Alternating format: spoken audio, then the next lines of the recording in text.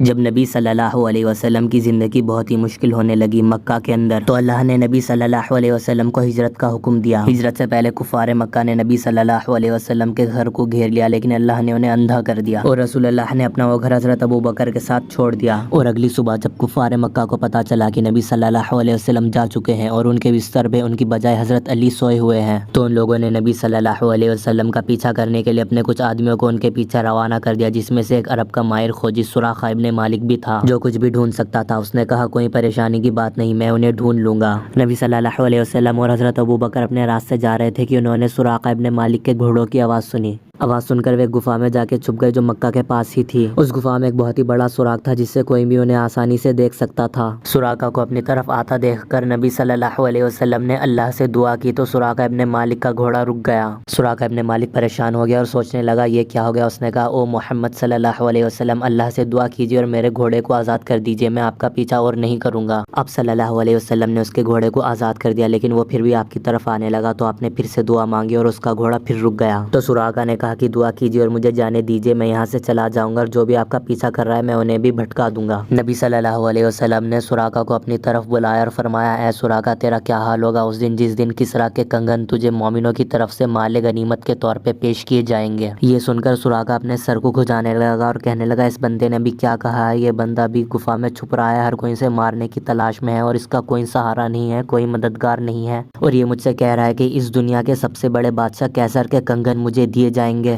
یہ سن کر سراقہ ابن مالک وہاں سے چلا جاتا ہے، لیکن اس کے ساتھ ہی وہاں پر آ پہنچتے ہیں اور گفا کے بہت ہی قریب آ جاتے ہیں، سوراخ کے ایک دم سامنے کھڑے ہو جاتے ہیں۔ تو حضرت ابوبکر صدیق رضی اللہ تعالیٰ عنہ گھبرانے لگتے ہیں اور فرماتے ہیں یا رسول اللہ، میں آپ سے مرتے دم تک محبت کروں گا، لیکن یہ لوگ اگر ذرا سا بھی نیچے جھکیں گے تو وہ ہمیں دیکھ لیں گے۔ یہ سن کے نبی صلی اللہ علیہ وسلم فرماتے ہیں او ابوبکر، تمہارا ان دو لوگوں کے بارے میں کیا خیال ہے جن کے پاس تیسرا اللہ ہو؟ اور فرماتے ہیں لا تحزن ان اللہ معنا، اللہ ہمارے ساتھ ہے، فکر مت کرو۔ اور وہ لوگ آپ کو نہیں دیکھ پاتے ہیں۔ تو نبی صلی اللہ علیہ وسلم ابوبکر صدیق رضی اللہ تعالیٰ عنہ کے ساتھ مدینہ جا کے وہاں پہ اپنا ایک امپائر کھڑا کر لیتے ہیں، اور اس کے کچھ سالوں بعد نبی صلی اللہ علیہ وسلم کی وفات سے پہلے سراقہ ابن مالک مسلمان بن جاتا ہے اور حضرت ابوبکر صدیق رضی اللہ تعالیٰ عنہ کا دور آتا ہے۔ حضرت ابوبکر بہت سی جنگیں لڑاتے ہیں، اس دور میں بہت سی جنگیں ہوتی ہے۔ اس کے بعد حضرت عمر رضی اللہ تعالیٰ عنہ کی خلافت آتی ہے، وہ رومن اور پرشین امپائر کو ختم کر دیتے ہیں اور کیسر کی فوج کو جنگ میں ہرانے کے بعد جب ان کا مال غنیمت مدینہ میں آتا ہے اور جب حضرت عمر رضی اللہ تعالیٰ عنہ مال غنیمت کو بانٹنے آتے ہیں تو وہاں پر وہ ایک بکسا دیکھتے ہیں۔ اس بکسے کے اندر کیسر کا گہنے اور اس کے تاج تھا۔